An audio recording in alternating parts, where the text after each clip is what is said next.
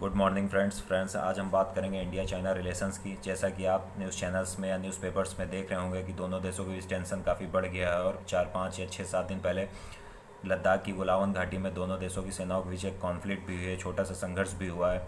तो हम समझने का प्रयास करेंगे कि इंडिया चाइना के बीच में आखिर ऐसा क्यों होता है और ऐसा क्यों होता है, चाहे वो बायलैटरली हो या मल्टीलैटरल हो या इंटरनेशनल प्लेटफॉर्म्स पर हो, दोनों देश हमेशा एक दूसरे के अपोजिट खड़े होते हैं। ऐसी क्या समस्याएं हैं दोनों देशों के बीच। तो सबसे पहले ज़रूरी है कि अगर आप दो देशों के बीच रिलेशन समझने का प्रयास कर रहे हैं तो सबसे पहले उसके हिस्टोरिकल बैकग्राउंड पर जाएं, क्योंकि आप इतिहास को जाने बिना वर्तमान का आकलन नहीं कर सकते हैं। तो सबसे पहले हम प्रेजेंट का असेसमेंट करने के लिए पास्ट पर जाएंगे। पास्ट में अगर हम बात करें तो हम इंडिया चाइना जो संबंधों का विकास है उसकी बात करते हैं। दरअसल 1950 के पहले जो था, चाइना और इंडिया के बीच तिब्बत एक बफर स्टेट के रूप में काम करता था। तिब्बत बफर स्टेट के रूप में काम करता था। मतलब बफर स्टेट क्या होता है, जब दो राज्यों के बीच में कोई तीसरा स्टेट या दो स्टेट्स के बीच में कोई अन्य स्टेट्स होता है और जिससे क्या होता है, दोनों देशों के बीच पर्याप्त या दोनों स्टेट्स के बीच उस बीच वाले स्टेट के कारण दूरी बनी रहे, तो उस बीच वाले स्टेट को बोलते हैं बफर स्टेट। तो तिब्बत क्या था, चाइना और भारत के बीच एक बफर स्टेट के रूप में काम करता था। लेकिन 1950 में चाइना ने क्या किया, तिब्बत पर अधिकार कर लिया। जबरन अधिकार था, तिब्बत पर अटैक करके वहाँ पर अधिकार कर लिया। तो उससे क्या हुआ कि सीधे सीधे भारत और चीन की सीमाएं, जो पहले बहुत ही कम क्षेत्र में सिर्फ जम्मू कश्मीर और अरुणाचल में मिलती थी, अब एक बड़े क्षेत्र में सीमा दोनों देश साझा करने लगे, यानी बॉर्डर काफ़ी दोनों देश के कॉमन बॉर्डर हो गए। अब इसी संबंध में अगर आगे बढ़े हम, पंडित नेहरू ने 1954 में चीन की यात्रा की और उस समय जो अब काफ़ी विवादित होता है पंचशील समझौते पर हस्ताक्षर किया और हिंदी चीनी भाई भाई का नारा दिया। हालांकि उस टाइम वो नारा काफ़ी फेमस हो गया था, लेकिन प्रेजेंट में उसका काफ़ी मजाक भी बनता है। तो 1954 में पंडित नेहरू ने चीन की यात्रा की और हिंदी चीनी भाई भाई का नारा दिया और पंचशील समझौते पर हस्ताक्षर किए, साइन किया। पंचशील समझौता और कॉपरेशन की बात की कि दोनों देश राष्ट्रीय और अंतर्राष्ट्रीय स्तर पर कॉपरेशन करेंगे। इसी क्रम में क्या होता है, चूँकि मैं पहले बता चुका हूँ कि 1950 में चीन ने तिब्बत पर आक्रमण करके उसका अधिग्रहण कर लिया था। तो जो तिब्बत के आध्यात्मिक गुरु थे यानी दलाई लामा और उनके सहयोगी जो भी उनके फॉलोअर्स थे, वो सभी भागकर इंडिया आ गए। इंडिया में उन्होंने हिमाचल प्रदेश में शरण ले ली। चूँकि भारत ने दलाई लामा और उनके सहयोगियों को शरण दी थी, तो चीन ने एक बड़ा स्टेटमेंट दे दिया और उसके बाद दोनों देशों के रिश्ते लगातार बिगड़ने लगे। चीन ने कहा भारत के खिलाफ कि भारत न केवल तिब्बत बल्कि जितने भी हिमालयन स्टेट्स हैं वहाँ पर साम्राज्यवादी विचारधारा का प्रसार कर रहा है, यानी उनको हड़पना चाहता है भारत। तो यहाँ से दोनों देशों के बीच यानी 1959 से धीरे धीरे संबंध बिगड़ना शुरू हो गए और इसका परिणाम 1962 के युद्ध में आया, यानी भारत चीन 1962 में युद्ध हो गया। अब भारत चीन युद्ध हो गया था तो डिप्लोमेटिक रिलेशंस भी समाप्त कर दिए गए थे दोनों देशों के द्वारा। तो धीरे धीरे 1962 लेकर 1976 तक दोनों देशों के बीच संबंध बहुत ख़राब रहे। लेकिन 1976 में इंदिरा गांधी सरकार ने फिर से डिप्लोमेटिक जो भी रिलेशंस थे उनको स्टार्ट किया, लेकिन बहुत अच्छे संबंध नहीं थे। अच्छे संबंधों की शुरुआत 1988 से राजीव गांधी ने की। राजीव गांधी ने चीन का दौरा किया और कॉपरेशन की बात की कि दोनों देश बाईलेटरल और मल्टीलेटरल यानी द्विपक्षीय और बहुपक्षीय सभी मुद्दों पर कॉपरेशन या सहयोग स्थापित करेंगे। लेकिन जो इंडिया और चीन जो संबंधों का एक महत्वपूर्ण आयाम था वो अटल बिहारी वाजपेयी सरकार के द्वारा लिया गया। अटल बिहारी वाजपेयी ने चीन की यात्रा की और वहाँ पर एक एग्रीमेंट साइन किया। उसका नाम था the declaration of principle in comprehensiveness cooperation in India China relationships. और उसके बाद उसमें विभिन्न बहुत सारे क्षेत्रों में, बहुत सारे सेक्टर्स में कॉपरेशन की बात की गई थी। इसी तरह हम आगे बढ़ते हैं। 2006 में चाइना की द्वारा एक अच्छा कदम उठाया गया और चाइना ने सिक्किम में नाथुला जो भी पास था, नाथुला पास को इंडियन जो भी मानसरोवर पिलग्रिम्स यानी तीर्थयात्री जाते थे तो उन्हें काफ़ी लंबी यात्रा तय करके जाना पड़ता था, तो उन्होंने नाथुला दर्रा खोल दिया यानी नाथुला पास खोल दिया और जो भी कैलाश मानसरोवर तीर्थयात्री जाते थे वो उस नाथुला पास से होकर जा सकते थे। इसके साथ ही बहुत सारे व्यापारी बिजनेसमैन्स भी जाकर व्यापार करते थे और उधर से बिजनेस में आते थे। तो ये कॉपरेशन धीरे धीरे बढ़ रहा था। इसी तरह हम आगे देखें इसी सीरीज़ में तो 2011 में India China exchange year celebrate किया गया। 2012 में India China friendship and cooperation year celebrate किया गया। ये धीरे धीरे सारे जो भी संबंध थे वो आगे बढ़ रहे थे। लेकिन 2018 में जैसा कि आप सभी को पता होगा कि डोकलाम विवाद हो जाता है, डोकलाम डिस्प्यूट। अब डोकलाम की जो स्ट्रेटजिक पोजीशन है वो ये है कि डोकलाम एक क्षेत्र है और वो क्षेत्र 3 देश साझा करते हैं, भारत, भूटान और चाइना। तो उस क्षेत्र को लेकर सिक्किम में विवाद हो गया। तो वो विवाद इस हद तक बढ़ गया था कि युद्ध जैसे हालात बनने लगे थे। लेकिन तभी प्रधानमंत्री नरेंद्र मोदी ने वुहान में एक इनफॉर्मल समिट आयोजित करवाई और उस वहाँ पर वो भाग लेने गया और शी जिनपिंग से डायरेक्ट मुलाकात की उन्होंने, और ये डोकलाम जो भी कॉन्फ्लिक्ट था या डोकलाम जो भी विवाद था उसको सॉल्व कर लिया गया।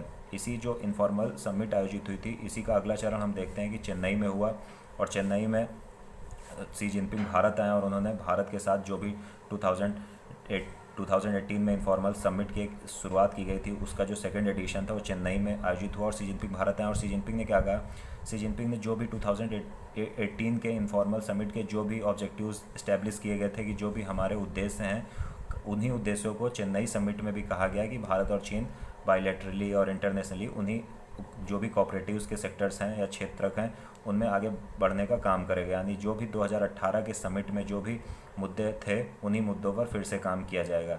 और ये 2020 है, और इंडिया चाइना जो डिप्लोमेटिक रिलेशंस की स्टार्ट हुई थी वो 1950 में हुई थी। तो जो 2020 में उस भारत और चाइना जो भी डिप्लोमेटिक रिलेशंस हैं उनकी 70वीं वर्षगांठ भी है। तो एक ये बड़ा वर्ष भी है कि 70 वर्ष दोनों देशों के संबंध के, राजनयिक संबंधों के पूरे हो चुके हैं।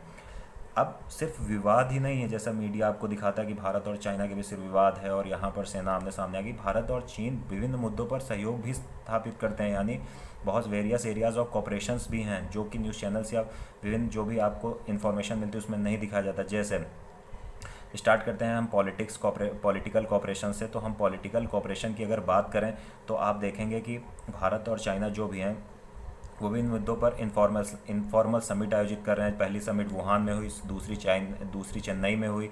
इसी तरह इंटर पार्लियामेंट्री मिनिस्ट्रीज़ की जो एक मिनिस्टर्स की एक कमेटी बनाई गई है कि विभिन्न देशों, यानी अंतर मंत्रिमंडलीय संसदीय कमेटी बनाई गई है ताकि दोनों देशों के जो भी मुद्दे हों उनको बातचीत के द्वारा हल किया जा सके। इसी प्रकार बॉर्डर डिस्प्यूट को रिजॉल्व करने के लिए कमेटी बनाई गई हैं ताकि जो भी बॉर्डर डिस्प्यूट हो उनको आसानी से सॉल्व किया जा सके।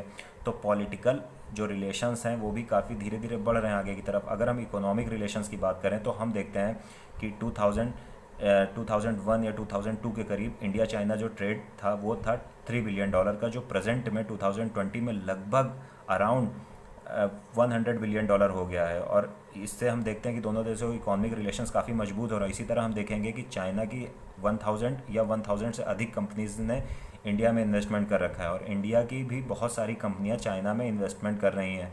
तो हम देखते हैं कि धीरे धीरे इकोनॉमिक रिलेशंस भी इंक्रीज़ कर रहे हैं। इसी तरह अगर हम बात करें साइंस एंड टेक, यानी विज्ञान और प्रौद्योगिकी संबंध जो है साइंस एंड टेक रिलेशंस, तो वहाँ पर हम देखते हैं कि अभी हाल ही में 6 महीने पहले न्यूज़ थी कि भारत ने अपना 3rd information technology corridor China में इस्टेब्लिश किया। यानी जो भी इंफॉर्मेशन टेक्नोलॉजी कॉरिडोर है उसके माध्यम से क्या होगा कि जो साइंस एंड टेक्नोलॉजी के क्षेत्र में दोनों देश कॉपरेशन करेंगे, एक दूसरे से नई नई तकनीकियाँ सीखेंगे, एक नई टेक्नोलॉजी सीखेंगे। तो हम साइंस एंड टेक में भी कॉपरेशन कर रहे हैं। इसी तरह हम देखते हैं कि डिफेंस रिलेशंस क्या है, तो हम देखेंगे डिफेंस रिलेशन भारत चाइना के कोई बहुत अच्छे नहीं है, लेकिन फिर भी हम एक एक्सरसाइज हैंड इन हैंड नामक एक्सरसाइज साथ साथ करते हैं और उसमें एक उसका मेन ऑब्जेक्टिव वो है कि हम संयुक्त आतंकवाद रोधी जो भी गतिविधियां होती हैं, यानी आतंकवाद को रोकने के लिए संयुक्त होकर कैसे काम कर सकते हैं। तो ये हमने देखा कि भारत और चाइना के बीच संबंध भी बहुत अच्छे हैं। इसी तरह हम देखते हैं कि अगर हम पीपल टू पीपल कॉन्टैक्ट की बात करें, पर्सन टू पर्सन रिलेशंस की बात करें, तो आप देखते हैं कि कभी जैकी चैन इंडिया आते हैं, कभी आमिर खान चाइना जाते हैं किसी प्रोग्राम में। इसी तरह हम देखते हैं कि बहुत सारे शिक्षक भारत आते हैं, चाइनीज़ शिक्षक भारत आते हैं, इंडियन शिक्षक चाइना जाते हैं, स्टूडेंट्स एक दूसरे देशों में पढ़ने जाते हैं, योगा इंस्ट्रक्टर्स जाते हैं। इससे क्या होता है, ये जो सारी एक्टिविटीज़ हैं इनसे क्या होता है, पीपल टू पीपल कांटेक्ट बनता है। इसी तरह हम देखें दोनों देशों में एक और अच्छा इस टाइम रिलेशन इस्टेब्लिश हुआ है। हम देखते हैं कि वुहान समिट और उसके बाद फिर चेन्नई समिट या तमिलनाडु समिट के बाद से एक चीज़ और सामने आई है कि हमने जो स्टेट्स और सिटीज़ को डेवलप करने का एक नया तरीका ढूंढा है और उसका नाम है सिस्टर स्टेट्स और सिस्टर सिटीज़। यानी एक प्रांत चाइना का, यानी एक राज्य चाइना का और एक राज्य भारत का, दोनों मिलकर डेवलप किए जाएंगे। जैसे एग्जांपल मैं देता हूँ कि चाइना का फुजियान प्रांत यानी फुजियान स्टेट और इंडिया का तमिलनाडु स्टेट, दोनों देश एक साथ विकसित किए जाएंगे। इसी तरह अगर हम नेक्स्ट बात करें दोनों के देशों के बीच रिलेशंस की, तो इसी तरह सिटीज़ भी डेवलप की जाएंगी सिस्टर सिटीज़ के रूप में। चाइना के एक सिटीज़ जैसे इंडिया का चेन्नई और चाइना के भी एक सिटी कोई डेवलप साथ साथ की जाएगी। तो ये तो होगा कि वेरियस एरियाज़ ऑफ कॉपरेशन, सहयोग के विभिन्न बिंदु, लेकिन इन सहयोग के विभिन्न बिंदुओं से भी ज़्यादा विवाद के बिंदुज हैं, यानी पॉइंट ऑफ डिस्प्यूट्स हैं। विवाद के जो भी बिंदु हैं वो सहयोग के जो भी क्षेत्र हैं उनसे बहुत ज़्यादा हैं। पहली अगर हम बात करें तो सबसे बड़ा जो विवाद दोनों देशों के बीच में है वो है बॉर्डर डिस्प्यूट बॉर्डर डिस्प्यूट आप अक्सर देखते होंगे पैंगोंग लेक या डोकलाम क्षेत्र या आसफिला क्षेत्र अरुणाचल में। अभी वर्तमान में गोलावन घाटी, दोनों देशों की सेनाएं आमने सामने आ जाती हैं और पथराव हो जाता है। लेकिन फिर भी एक चीज़ देखने लायक है कि भारत चीन संबंधों की जो सबसे अच्छी चीज़ है कि कभी भी गोली नहीं चलती है। जो अंतिम बार सीमा पर फायरिंग हुई थी इंडिया चाइना रिलेशंस में आप देखें तो 1967 में हुई थी। 1967 के बाद 50 से अधिक वर्ष हो गए अभी तक फायरिंग नहीं हुई, सिर्फ हाथापाई हो जाती है, स्टोन पेल्टिंग हो जाती है, यही सब होता है। उसके बाद अगर हम दूसरा प्रमुख क्षेत्र देखें जो विवाद का कारण है, न्यूक्लियर सप्लायर ग्रुप। जैसा कि आपने सुना होगा न्यूक्लियर सप्लायर ग्रुप का नाम, जब भी भारत उसकी सदस्यता के लिए अप्लाई करता है तो चाइना हमेशा उसका विरोध कर देता है, वीटो लगा देता है। इसी प्रकार हम देखें यूनाइटेड नेशन सिक्योरिटी काउंसिल यानी संयुक्त राष्ट्र सुरक्षा परिषद में भी यही कंडीशन है। जैसे भारत उसकी स्थायी सदस्यता की बात करता है, चाइना वीटो लगा देता है। इसी तरह अगर हम देखें कि अगर सबसे बड़ा एक और बड़ा मुद्दा जो है वो one belt one road initiative OBOR initiative है, जिसके तहत चाइना पूरे रीजन में कनेक्टिविटी बढ़ाने का प्रयास कर रहा है और उसका एक पार्ट CPEC है। CPEC मतलब चाइना पाकिस्तान इकोनॉमिक कॉरिडोर। तो ये जो रोड है इसकी CPEC की, वो पाक अधिकृत कश्मीर यानी POK से होकर जाती है। तो भारत ने इसका विरोध किया था, लेकिन चाइना और पाकिस्तान दोनों ने दरकिनार करके वहाँ से रोड बना दी। इसीलिए भारत चाइना के OBOR का पार्ट नहीं है। अगर एक और हम विवाद का कारण देखें तो सबसे एक ये भी बड़ा विवाद का कारण पाकिस्तान भी है, क्योंकि पाकिस्तान लगातार भारत में आतंकवादी सप्लाई करता है और भारत उसका विरोध करता है। और उन आतंकवादियों को जब इंटरनेशनल प्लेटफॉर्म्स पर भारत जो है इंटरनेशनल टेररिस्ट घोषित करवाने की मांग करता है तो चाइना वीटो यूज़ करता है। क्योंकि इसका मसूद अजहर एक प्राइम एग्जाम्पल है कि हम देखते हैं कि मसूद अजहर को चाइना ने वीटो लगाकर कितनी बार इंटरनेशनल टेररिस्ट होने से रोका है। इसी तरह अगर हम बात करें एक और जो विवाद का कारण है जिससे चाइना बहुत ज़्यादा विरोध करता है वो है क्वाड। तो क्वाड क्या है? Quad is an informal strategic dialogue between its member countries like India, China, USA and Japan. मतलब क्वाड एक स्ट्रेटेजिक, जो भी रणनीतिक स्ट्रेटेजिक संबंधों का एक प्रसार है, जिससे मेनली इसका मुख्य शिंजो अबे ने इसकी अवधारणा दी थी क्वाड की 2007 में। लेकिन इसका मुख्य कारण चाइना को हिंद महासागर और उसके आसपास रीजन है प्रशांत महासागर में टैकल करना है। तो चाइना हमेशा से भारत की उपस्थिति का विरोध करता है। चाइना कहता है कि इस क्वाड के माध्यम से भारत अमेरिका को इस क्षेत्र में सम्मिलित करता है, जो आपसी विवाद है उसमें अमेरिका को घुसेड़ता है। तो एक क्वाड भी बड़ा मुद्दा है। तो हम देखते हैं कि बहुत सारे मुद्दे और बहुत सारे सहयोग के क्षेत्र हैं और उसी सहयोग और मुद्दे के बीच से हमें एक आगे एक फ्यूचर प्लान निकालना होगा, यानी आगे की राह जो हमें बनानी होगी इन्हीं सारे मुद्दों के बीच से निकालनी होगी। तो अगर हम देखते हैं कि होना क्या चाहिए, अगर एक देखें कि ऐसी, क्योंकि युद्ध तो समाधान है नहीं, युद्ध के बाद भी मेज के चारों ओर बैठना पड़ेगा समझौता करने के लिए। तो अगर हम पहली बात करें तो सबसे बड़ा, अगर आपके पास आपके शरीर में कई सारी बीमारियां हैं तो आप क्या करते हैं? सबसे पहले आप सबसे बड़ी बीमारी का इलाज कराते हैं। तो सारी बीमारी ऐसे ही हल्की हो जाती है, फिर उनका धीरे धीरे इलाज होता रहता है। तो सबसे पहले जो रिजॉल्व करने के जो इशू है वो ये है कि बॉर्डर डिस्प्यूट को सॉल्व किया जाए। बॉर्डर डिस्प्यूट्स मीन्स कि भारत और चाइना के बीच जो भी बॉर्डर यानी सीमा विवाद है उसको रिजॉल्व करने का प्रयास किया जाए। अब रिजॉल्व करने का सबसे बड़ा जो फ़ायदा होता है वो सीमावर्ती क्षेत्रों में रहने वाले लोगों के लिए होता है। असल में क्या होता है, अगर चाइना और भारत के बीच विवाद रहेगा तो जो सीमावर्ती क्षेत्र के लोग हैं वो ग्रोथ नहीं कर पाएंगे, क्योंकि हमेशा उनके दिमाग में एक बात खटका करती है कि पता नहीं हम जहाँ रह रहे हैं ये फ्यूचर में चाइना में भाग सम्मिलित होगा या भारत में होगा। क्योंकि जब सीमा मुद्दों पर बातचीत चलती है तो अक्सर ऐसा होता है कि कुछ क्षेत्र एक देश दूसरे देशों को देता है, दूसरा देश उस देशों को मतलब पहले देश को देता है। तो समस्या ये होती है कि लोग स्टेबल हो ही नहीं पाते, उनको लगता है पता नहीं यार आज हम भारत में कल चाइना में हो, या कल चाइना में आज भारत में हो जाए। तो सबसे पहले सॉल्व करना होगा बॉर्डर डिस्प्यूट।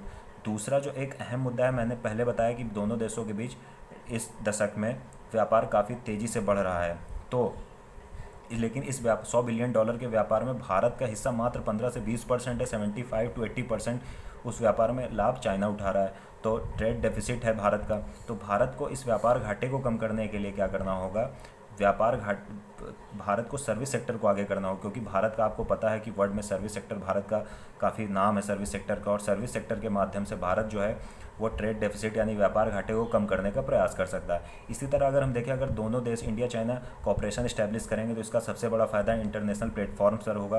क्योंकि आप अक्सर देखते हैं कि अंतर्राष्ट्रीय प्लेटफॉर्म्स पर जो भी पॉलिसीज़ बनाई जाती हैं वेस्टर्न डेवलप्ड कंट्रीज़ के द्वारा, उनके द्वारा क्या होता है, डेवलपिंग कंट्रीज़ के खिलाफ कई सारी पॉलिसीज़ बनाई जाती हैं जो उनकी नज़र से तो लाभदायक होती है, लेकिन डेवलपिंग कंट्रीज़ के लिए काफ़ी नुकसान होता है उन पॉलिसीज़ का। तो अगर दोनों देश कॉपरेशन इस्टेब्लिश करेंगे तो जो डेवलपिंग कंट्रीज़ की आवाज़ होगी वो बुलंद होगी, आवाज़ मजबूत होगी। लेकिन क्योंकि अक्सर आप देखते हैं कि इंटरनेशनल प्लेटफॉर्म्स पर दोनों देशों के बीच विवाद सामने आ जाते हैं उभर कर। भारत नॉर्थ भागता है, चाइना साउथ भागता है, भारत ईस्ट भागता है, चाइना वेस्ट भागता है। तो ये सबसे बड़ी समस्या है।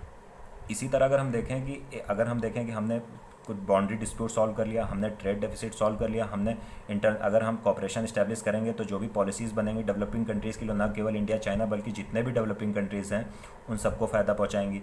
तो ये जो भी मैंने मुद्दे भी डिस्कस किए ये इतनी आसानी से तो हो नहीं जाएंगे।